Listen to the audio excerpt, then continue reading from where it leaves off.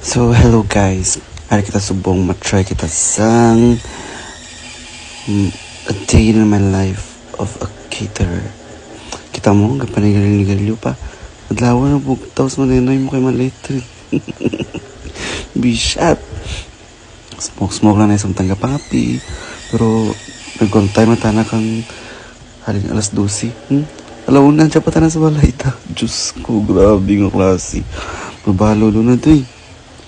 Tapos, dyan na, nagkirim mo dun, bit-bit na kapi na, tuyo-tuyo pa, paano ako nabi, paturin, pero, okay, kagtas ita na mga imaw na, dyan tanang, kasakay rin tanang, paturin ko na sa venue, pero, gapon, gabiyahe gapon, 1 hour and 30 minutes late, pero bato lang, tapos nangabot ang tanang sa venue, nag-video pang anga na, ay naku, daw tiya sa mga imaw na.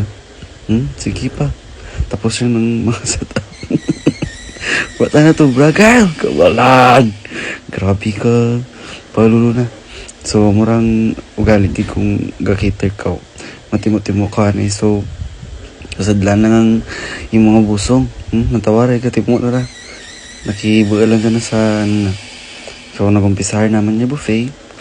Testing lang ikaw mga ayo kadugang gapila dyan kay mga lintian kag kay mga bating mga lacho Ay naku, sige pa, serve na ka na dyan.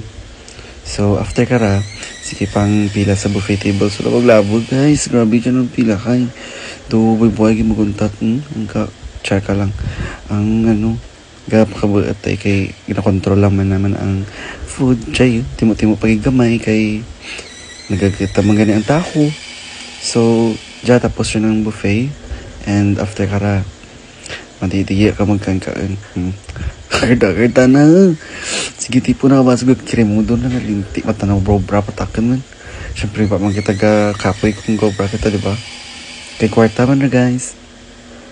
And after kara, kuno abi bro-bra, pero nag-video pinang-anga na. Karita lang. So, gali gidra.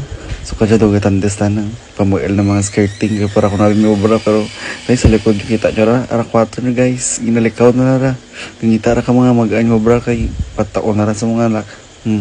Gulpi kapoy. Ala, nagana pa tanong video kay patang kapoy.